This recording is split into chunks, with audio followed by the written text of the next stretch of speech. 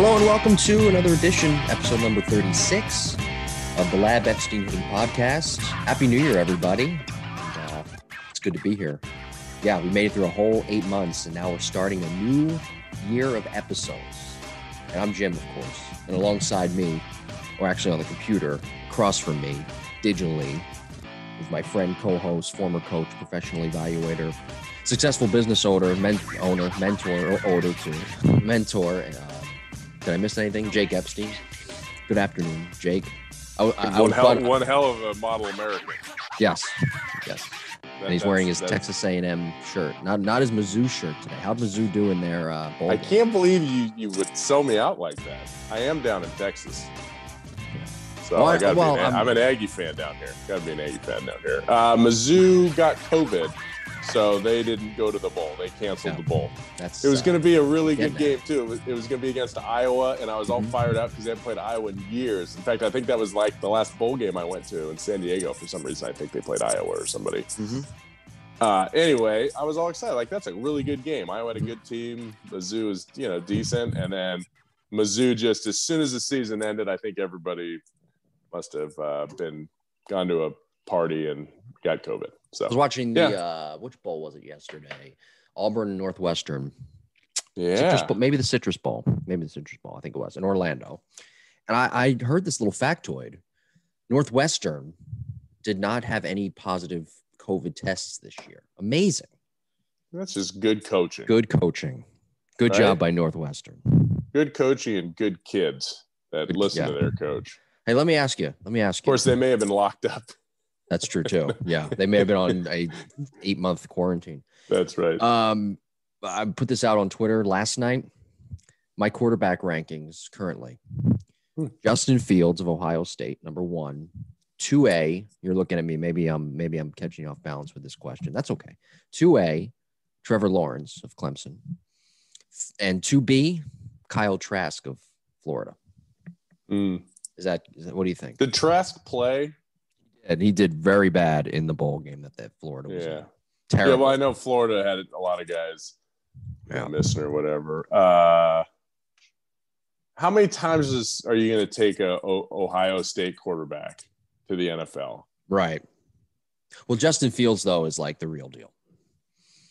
A lot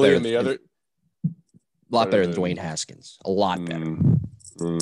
By the way, all three of those guys are better than, if you take all the NFL quarterbacks now, better than half the NFL quarterbacks. That's what everybody says until they got to read an NFL defense. That's true. So Lawrence is number 1, and no one else is any good. That's my.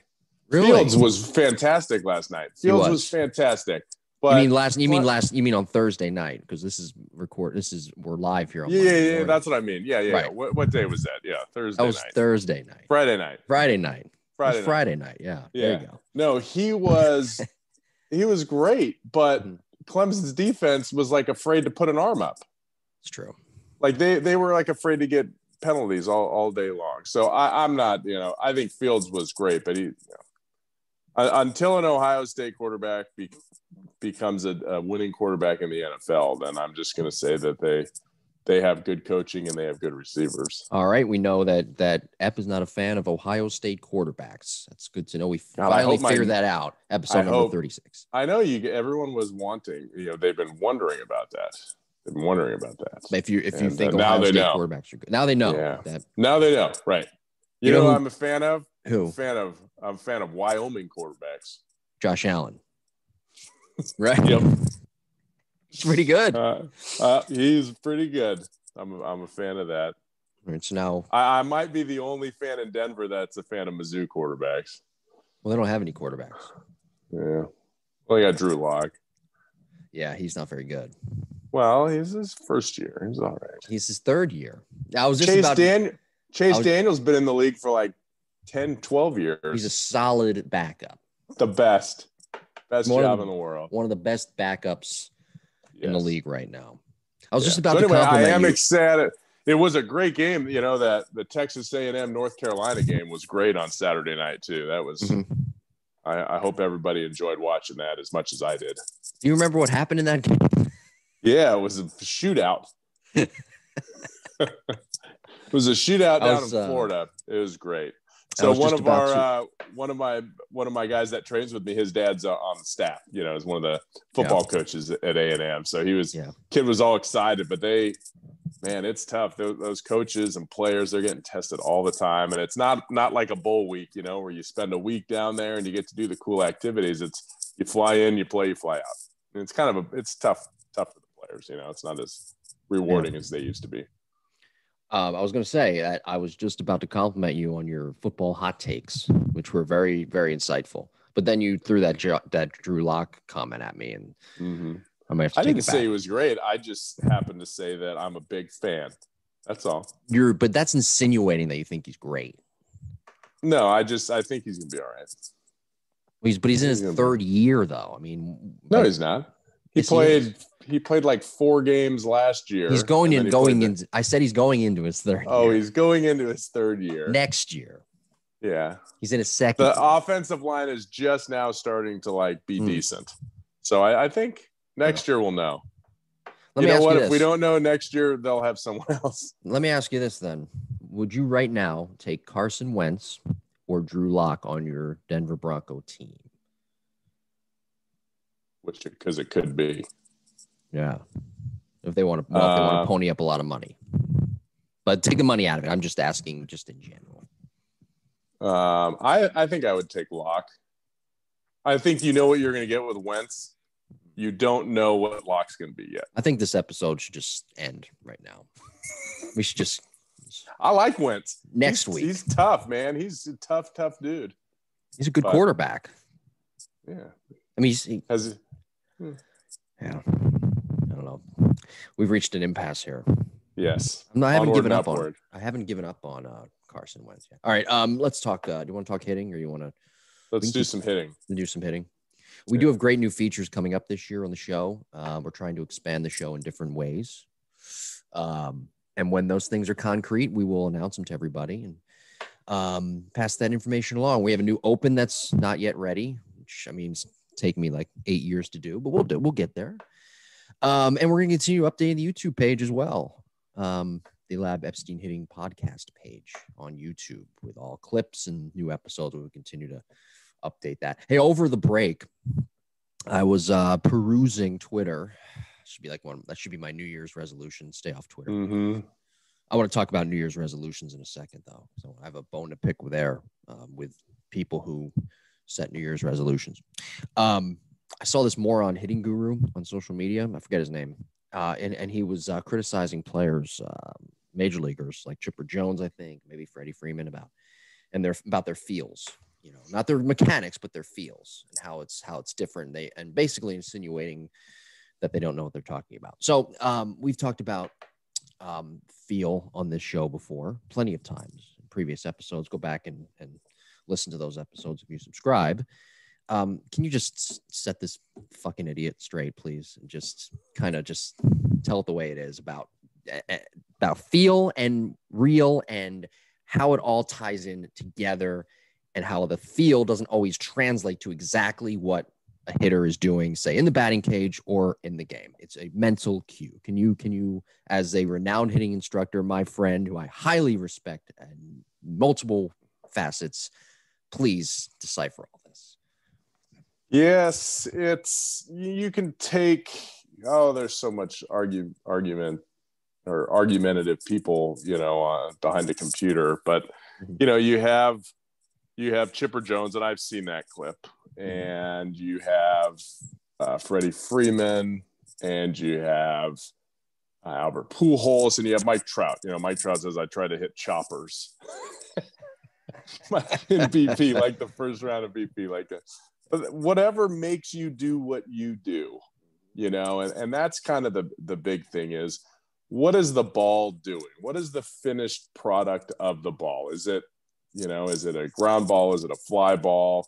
Are we on plane? Are we going to hit for a high average? And then what is it that we need to change about ourselves or about our swing in order to make that ball do what we want to do? So sometimes that's, hey, I need to stay sharp and I need to stay down through the ball. Okay. Ted Williams was not that way. Ted Williams said, this is how I swing in games, and this is how I swing off a tee. I'm going to swing up. If you watch Nelson Cruz hit off a tee or DJ LeMahieu hit off a tee, they take the knob to the ball, right? The knob goes down and forward, and that's what they feel, because if they don't do that, for some reason, maybe the knob gets too high and they swing up too much in the game. So whatever it is, it is. It doesn't mean you have to do exactly what people say.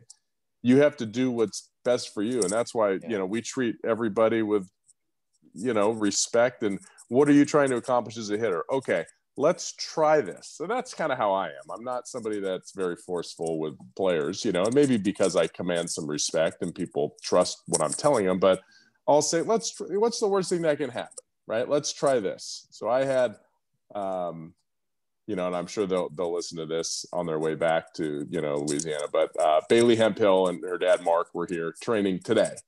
And, she's awesome, right? And she's a great kid and funny and an amazing hitter. I think on the hit tracks, nobody hits home runs on the hit track. She hit like 30 today, like just effortless balls jump off her bat at the right launch angle. Sure. But we were working on, hey, try this. Hey, how does this feel? Okay. And I told her, I said, I want you to, because sometimes she holds on to the knob a little bit too long and slices across balls. So she was telling me sometimes she'll hit a ball, not very often, but she'll hit a ball to left center. Mm-hmm. She's a right-handed hitter, and it slices back to center. Mm-hmm. And she's like, why does that happen? So I'm like, okay, what does that happen? So I said, try to chop straight down and swing down. I mean, she tried to swing down as much as she possibly could, and her attack angle was still above 10 degrees up. Mm-hmm. Okay. So that's feel versus real. She felt like she was going straight down and she was still swinging up 10 degrees. Okay. Now, if I told somebody, there was a girl last night, because it was kind of like back-to-back softball today. There was a girl last night who lives here in town, and she's electric. She's 13 years old. She hits the ball 74 miles an hour or something crazy like that. But she swings down too much. And if I was to tell her, hey, do what Bailey, was trying to have Bailey to do, swing down, there's no way she could do it. So what did I tell her? I need you to try to pull the knob straight up. And she couldn't swing up more than like 3 or 4 degrees. So everybody's different. Don't get into a pissing contest. Know what you're talking about. Don't be combative. Yeah. Be a good person that's trying to help players. Yeah. And by helping players, if you're disregarding what major leaguers do, then that's probably not a good idea. Right. I don't care if they don't know what they're talking about. They know how to do it. They know how to feel it. Mm-hmm. And they know how to make their body get into that position. Yeah. And, people say all these things. Oh, well, Chipper Jones didn't swing down. He didn't. But when Chipper Jones was 10 years old, he probably swung down off the tee. Maybe that's what, maybe that's what turned him into a Hall of Famer. I don't know. Maybe swinging straight up is going to turn people into Hall of Famers later on. Right. But just know that each is their own. If it ain't working, change it. Right. That's the best thing I can say. If what you're doing isn't working, change it. I don't understand, though, how these perceived hitting coaches across the country, by the way, don't understand that feel is a big part of coaching somebody. Again, it goes back to trying to fit somebody into a certain mold that they may not quite frankly fit into mentally. And if they can't fit into that mentally, they'll never, in my opinion, they'll never succeed. Yeah. And maybe they don't have feels. Right. Athletes have feel. Yeah. Right. I have a feel when I play golf. Mm-hmm. I have a bad feel when I try to shoot baskets. But I have a feel for what my body is doing and how to make my body do different things. Some people call that emulation as feel, which Ted Williams told my dad that the best way to become a great hitter is to watch the great hitters and watch them prepare and watch them swing. And in time, by looking at them enough, your body will, start to do that. Whether or not that's true. That's how guys used to do it before video. Well, maybe you have people that, that don't know what that feel is. I train a lot of instructors how to teach, and a lot of them didn't play.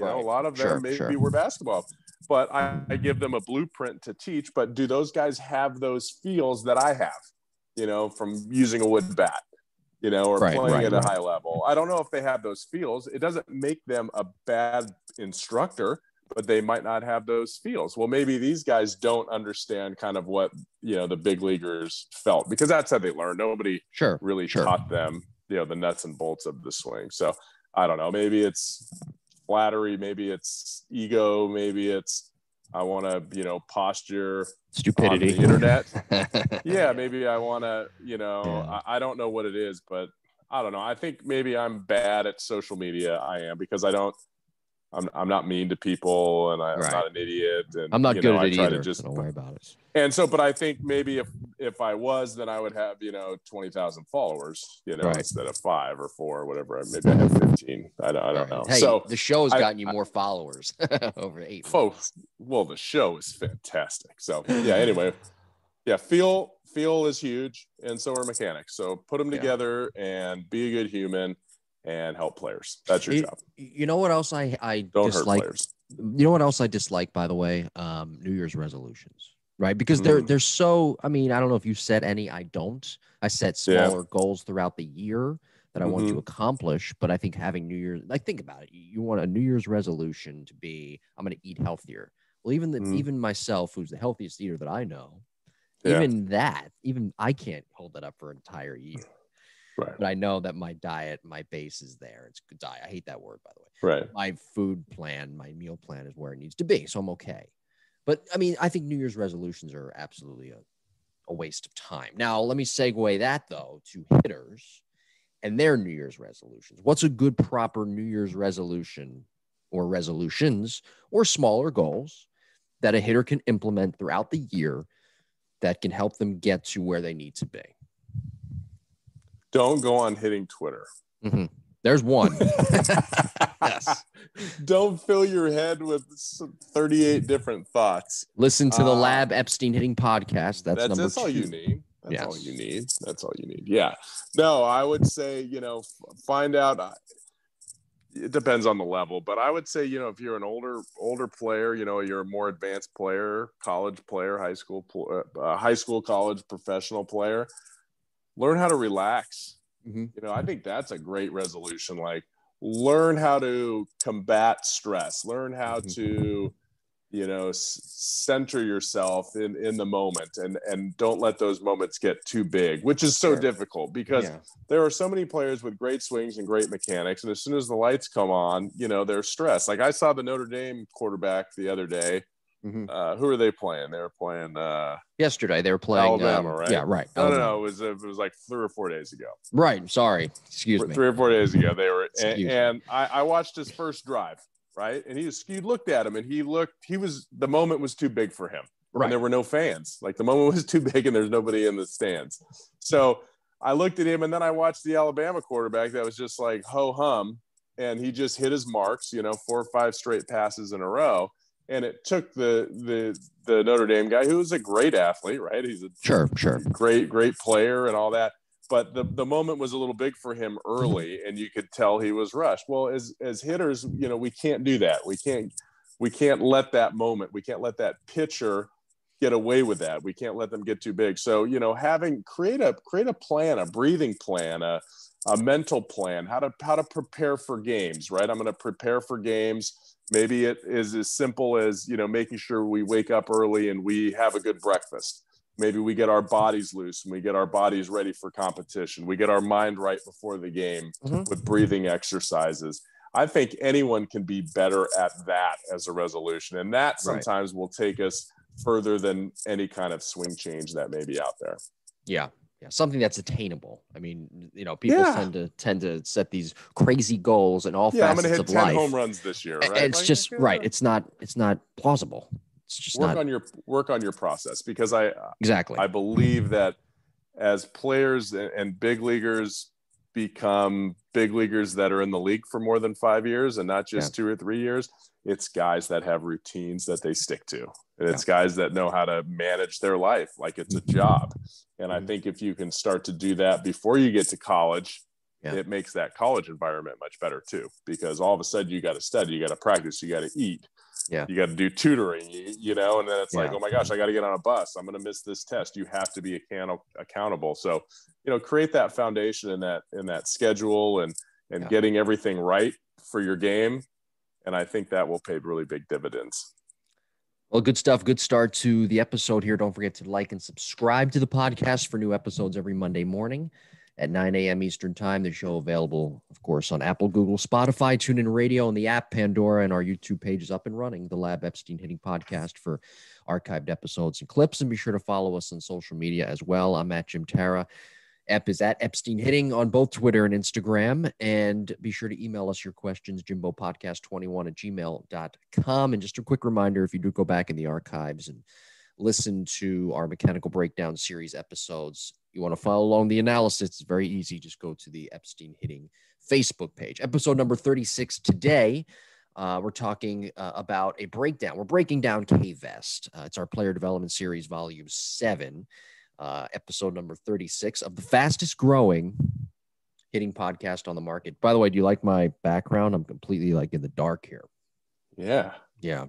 The light, that's the light from my computer. It's like the Joe Rogan show right now I'm on. I know. Right. You're right. I just need a little bit of red on the side. Yeah. Yeah. That's not that, by the way, it's not by design. I just don't have any lights on where I am. And the only light that's on is the one that I'm staring at into the camera right now on our Zoom call. It's early in the morning on Monday, and it's so 4 a.m. Yep. That's right. All right, so let's get into volume 7 of our player development series here, our K-Vest discussion. The last time we did a volume of this series, we broke down how a hitter understands their movement using K-Vest. Of course, that's a key component to that. How easy, I know you use it, and you and I have talked about it and used it before. How do you go about helping a player understand their movement better based off the data that K-Vest is spitting out? Yeah, K-Vest is pretty cool. It's and there's other different packages and biokinetic sequencing type softwares or kinematic sequencing softwares and hardwares. Sure. So we use K-Vest and as well as another system that allows us to track what the body's doing and when it's doing it. So they're pretty cool. Essentially what we're doing is we're figuring out what part of the body is moving when, what part of the body is reaching maximum speed and when, and also, what kind of bends or tilts that our body creates. So, kinematic sequencing, which we've talked about before, is essentially, starting with a stride or dropping our front heel, initiating ground force, initiating our lower half, and then transferring that energy through our entire body to the end of the bat.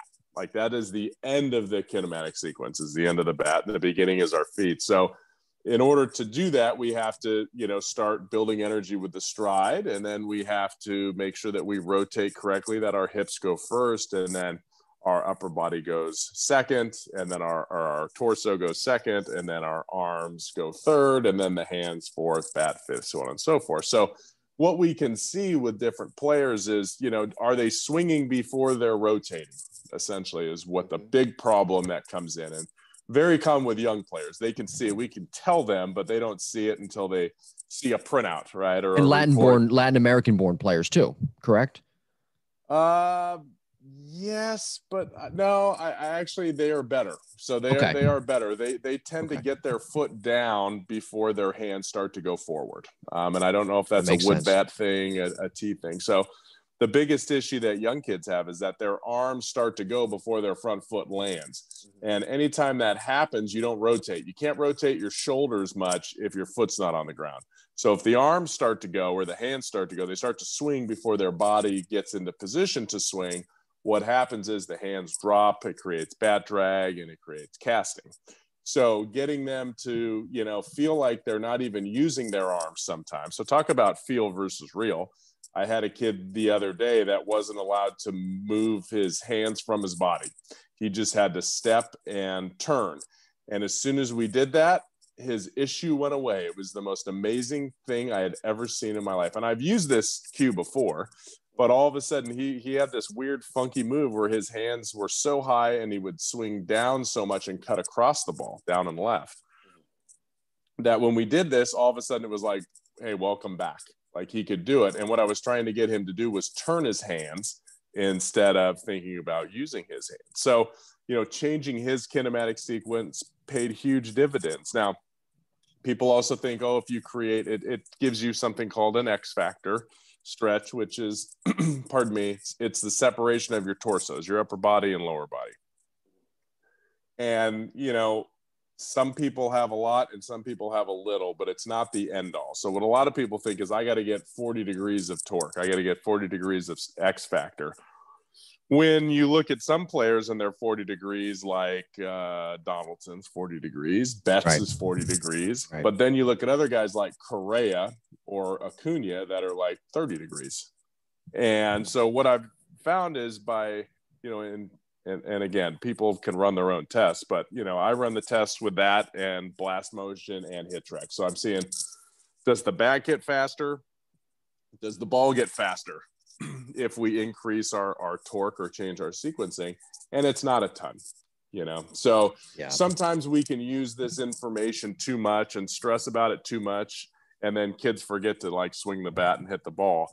But I changed somebody's kinematic sequence to the proper way, you know, essentially what the book says, and created more separation, and their average bat speed went up half a mile an hour.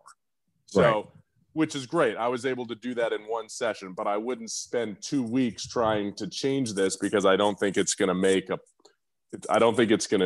know, make a average player great.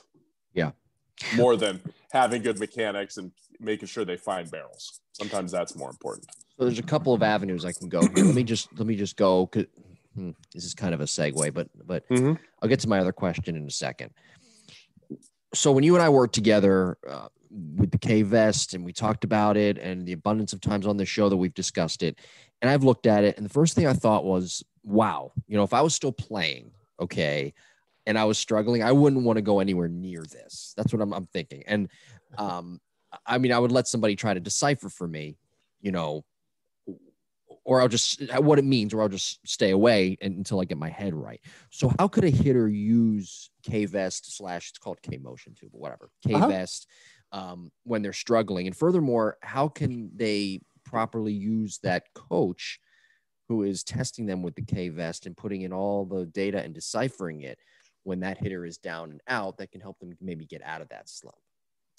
Well, I think more than anything else, if a hitter's in a slump, it could be that their hands are starting early. Usually I can see that on video, but maybe you put the K-Vest on and you say, oh, that's what it is. It says so right here, right? Yeah. Instead of your hips turning first, we're starting to see your hands, you know, start to accelerate first, or maybe your shoulders reach maximum acceleration before your hips, right? Like, whoa, we got a big problem here. And then maybe it's like, okay, there's the issue. Now we know why you're struggling. You know, it's not that this, that, and the other. It's, oh, that's what it is. Let's work on keeping our hands back. Let's work on keeping our shoulders back. So sometimes you can use that as a, hey, here's the issue, right? Now let's go ahead and address that with maybe some certain drills, or maybe more importantly, some certain feels. Would probably be the way that you would attack that at a high level. But you wouldn't want to say, okay, we got to reach these certain metrics in the middle of a season if you had a draft. Right. Or if you were in a slump, you know, we have to make sure our torque angle is here. We have to make sure that our speed gain is here. We have to make sure we're decelerating here. So I think the K-Vest is really good, you know, for an off season that says, wow, you create a lot of speed, but you can't control that speed. Because a lot of times the way we increase speed is we have to decelerate that piece before. So if we want our arms to accelerate fast, our torso has to decelerate fast to transfer that energy to the arm. So sometimes you have players that are so lanky and loose and flexible that they just keep turning. They don't know how to decelerate. So then you put them on a fitness regimen, right? Or a strength regimen to help stabilize the lower back or the glutes so that they can decelerate, you know, with as much stability as they can.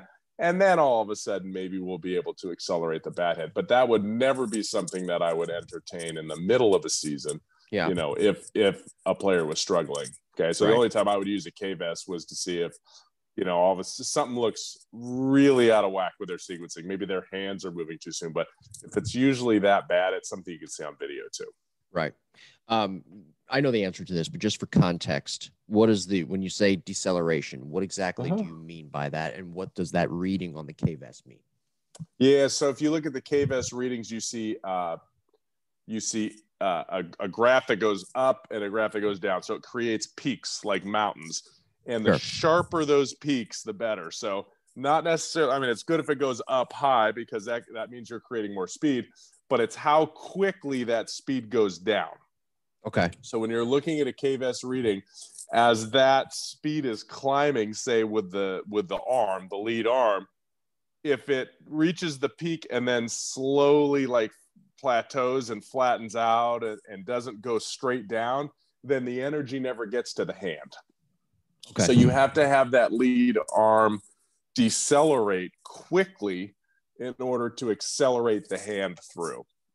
And that's really how you maximize the kinetic chain. That's how you transfer energy. But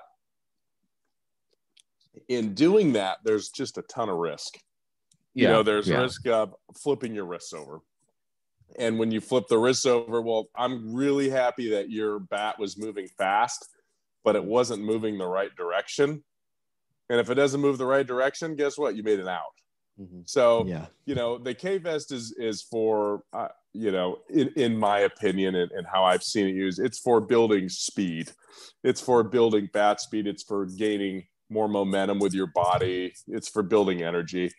To me, it has, I mean, you can talk about different side bends, but guys, I'm not a big side bend, making guys side bend. I feel like they do it depending on the pitch naturally, but I could be wrong there. Mm-hmm. But I don't use that. I don't feel like the KVEST is for consistency. I don't think that's going to make you make more contact. Mm-hmm. Right? It's not a swing plane issue. It's I'm getting the most out of my body device. Yeah. What do you think Ted Williams, this is the other question I want to ask. What do you think he would have done with something like KVEST if he was still around and coaching? Do you think he would have shrugged it off, or do you think he would have geeked out with it? Yeah, that's what I thought too. That's exactly what I thought. Yeah. Yeah. He had such a brain for that. He was such a bright guy. Yeah. And he loved the science behind it. He absolutely would have been the first one in line trying to break it. He would have been, how can I break this thing? Let's try this. Let's try this. I'm going to try this. Tell me what it says. I think that's kind of where he would have gone with it. Yeah. So he would have been open to all this new technology. Yeah, I think so. Yeah. Yeah. He was ahead of his time. He was ahead of the curve. He was cutting edge. So I'm not surprised that you'd say that. Jake does have KVEST at the lab, correct? I mean, you have that at the lab and yep, we have my swing as well, which is actually a 16 sensor system. Mm-hmm. So the KVEST is 4. Mm-hmm. The my swing is really cool. It's 16 sensors, and you can do all kinds of different readings and you can do it. It puts you into this like full person avatar where you can zoom around in 3D and look from above and below and the side, and you can see what your knees are doing. And it's really a cool thing. It's a process. When we do it, that would be a full swing assessment, which we do. That's like a 2-hour session in order to use all of that technology. But we use the KVEST is really good for a report. It spits out a report, which quite honestly, the layperson isn't going to know what the heck's going on. So it has to be, somebody has to know, have good experience with it. Mm-hmm. And then the My Swing doesn't have the report, but it has the video and the graph of, what your body's doing. So we can really get in there and see if there's any kind of weird, just because there's so many sensors, are you doing something weird with your forearms or elbows or your knee and shin if there's something kind of wonky going on. Well, and again, you could see that by visiting the lab in College Station, Texas. If you can't make it to College Station, Texas, though, there's something called the Epstein Online Hitting Academy, which I love. And someday I'm sure my kids are going to use it. Not just, but they're also going to see you in person. But they're going to use the Epstein Online Hitting Academy as well. Anything new going on in the new year with the Epstein Online Hitting Academy? It's so cool. Like the online academy, I get to meet so many neat people. I hope you're listening. I have a player back east, and his last name is DiMaggio. Perfect. And he's like 9 years old, and he's such a little stud. And I get all these videos like he's in his basement working on his drills and sometimes outside. So I get to meet so many cool people with that. And, you know, for instance, Bailey started out with the online academy. We were talking about it, you know, today. And then, you know, I was able to I see her in person every Christmas. So this isn't anything new. It's like 12 years running. I had a player today that had no idea I had the lab in College Station, and we've been working online. He's a Baylor commit. He's from the Woodlands, Texas. This kid can move it. And he's only a sophomore in high school. And he was like, "Are you kidding me? Like, you're in College Station?" And so, you know, I got to see him in person too. So the online academy is fantastic. It's my way of, you know, being able to share knowledge and help players all over with video and out. You know, you upload a video, I review it personally, and then I give you drills to work on that will address issues that I see. And then the players that don't have mechanical issues, they send me game swings, and we talk about timing and rhythm and pitches to look for. So it's a really cool service, and I definitely, you know, I've been doing it for 6 years now, and I would highly recommend it for anybody out there that has, you know, whether they're young kids just starting, that's probably the most important, or kids that are in high school and college that just want to stay sharp. Yeah, so be sure to log on to the to epsteinhitting.com and click on the online hitting tab. Again, that is epsteinhitting.com and the online hitting tab. By the way, is Bailey, is she a listener of the show? I mean, we've mentioned her many times on this program. Yeah, yep, and I always have to make jokes because Alabama is so good in football, and they played Missouri early, the first game of the season. So yes, I'm sure they will listen to this podcast on their drive home. I hope so. On the Apple CarPlay. That's right. Absolutely. In fact, I'm going to be listening because I have a pretty long drive ahead of me as well here the next few days. So I'll be listening to make sure that I don't sound terrible. Yes. On the podcast, I don't use poor grammar. Maybe I use different things. I make fun of my kids, like saying like. I say like. Do you? You know what I say though? You know, literally too many literallys. My crutch word though. My crutch word is right. I say right a lot. Yeah, it's a tough crutch. Yeah, that's a tough one. I'll bust you on. I'm gonna look at you every time you say it. Yeah, now you're gonna be looking out for it. Episode 36, Player Development Series, Volume 7, breakdown of K-Vest here. Getting back to the topic, one thing that with K-Motion/K-Vest is that it can create. It says it. I mean, I did my research on it. I've used it before. You can create programs, coaching programs around K-Vest. As much as you can tell me now, because I know there's some things you can't reveal because, you know, business purposes and whatnot. How do you go about developing programs for your players, if at all, based around the K-Motion and K-Vest? Yeah, we can use, so it has a teaching portion of it where you can put the sensors on and you can give ranges. I want your hips to be in this range. I want your arms to be in this range, or your hands. And that is a really cool feature because you can set a player up and it gives them audibles if they do something right or if they do something wrong. So a lot of times when we have players that their front shoulder lifts too soon, they open their front shoulder too soon. What we'll do is we'll put the upper body and the lower body sensors on, and we'll have them stride to the launch position and make sure that their chest is back. And if they do it right, it gives them, a nice tone. Oh, that was lovely. And it turns like green, good job. And if they do it wrong, it turns red. So a lot of times that's really good work. Sometimes we can just give it to the kid. Go do this at home. You don't have to do it here. Just do it at home. Get 100 reps in, take you 3 minutes, every night, and just to reposition your body. So that's something that we like to do is, and that creates feel, again, we're kind of going back to that feel. What does it feel like when your front shoulder is in the right position? Oh, it feels like it's here. Okay. I want you to feel that when I go to throw to you. Okay. That makes sense. Sure. And then we can start to build that muscle memory the right way based on maybe a feel we had with sensors, on the player 10 minutes earlier. Yeah. How about, so when you're reading the numbers that it's spitting out, how does that give you an instant understanding of how a player moves and creates their power, but can also reach their full potential, especially that power that they might be looking for? A lot of times, there's something on there called a speed gain, and the speed gain is probably the most important part for kinetic or kinematic sequencing maximization. So if the speed gain isn't a lot, then what happens is we're probably not decelerating fast enough with that previous body part. Okay. And so when we see that, it's like, okay, we need to get with a strength coach and find a way to build those muscles around your core to be able to stabilize how fast you're moving. Because sometimes I have kids that are 12, 13 years old that rotate too fast. They turn too fast for they rotate in faster than pros do because they're so wiry and there's not much to them. They're narrow, so it doesn't travel. And they're out of control, essentially, is what happened. And when it gets out of control, then all of a sudden there's no kinematic sequencing.